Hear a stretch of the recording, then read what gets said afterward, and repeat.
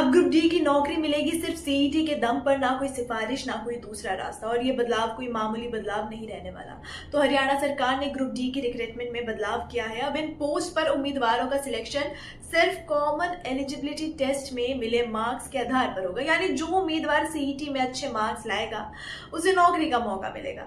इस नए नियम में सीईटी का स्कोर को ही 100% महत्व दिया गया है। मतलब अब ग्रुप डी की भर्ती में वही लोग आगे बढ़ेंगे जिनका सीईटी में प्रदर्शन अच्छा होगा। जिन पदों की योग्यता मैट्रिक से कम होगी उन पर भी यही नियम लागू रहने वाला है और चयन पूरी तरह सीईटी के अंकों से ही तय होगा। अब अगर बदलाव के बाद एग्जाम पैटर्न की बात करें तो सरकार ने सीईटी की परीक्षा को 2 पैटर्न्स में डिवाइड कर दिया है। पहले हिस्से में 75% सवाल होंगे जो सामान्य ज्ञान, रीजनिंग, मैथ्स, इंग्लिश, हिंदी और बाकी जरूरी सब्जेक्ट से पूछे जाएंगे।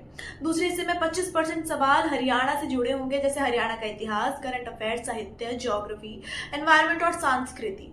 इस परीक्षा का स्तर 10वीं कक्षा के बराबर रखा गया है ताकि यह आसान और समझने के योग्य हो। अब ऐसा नहीं है कि पुराने सीईटी अभ्यर्थियों को कोई फायदा नहीं मिलने वाला। जिन लोगों ने 12 जनवरी 2024 की ग्रुप डी सीईटी परीक्षा पास की थी, जिनकी वैधता 11 जनवरी 2027 तक है, उनके अंकों को भी नए सिस्टम के अनुसार बदला जाएगा। यानी उनके स्कोर को 95 अंकों के हिसाब से प्रतिशत में कन्वर्ट किया जाएगा। इसके साथ ही आगे जो भी सीईटी परीक्षा होगी उसके सफल उम्मीदवारों के अंकों को भी इसी तरीके से जोड़ा जाएगा। फिर सभी का एक साथ मेरिट लिस्ट बनाकर सिलेक्शन किया जाएगा ताकि सभी को बराबरी का मौका मिल सके। हरियाणा सरकार ने ये नया नियम ग्रुप डी भर्ती कानून 2018 में बदलाव करके लागू किया है।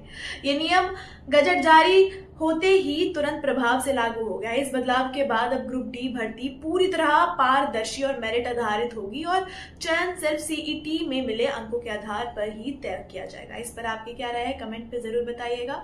और ऐसी बाकी खबरों के लिए देखते रहिए जी दिल्ली एनसीआर हरियाणा। शुक्रिया।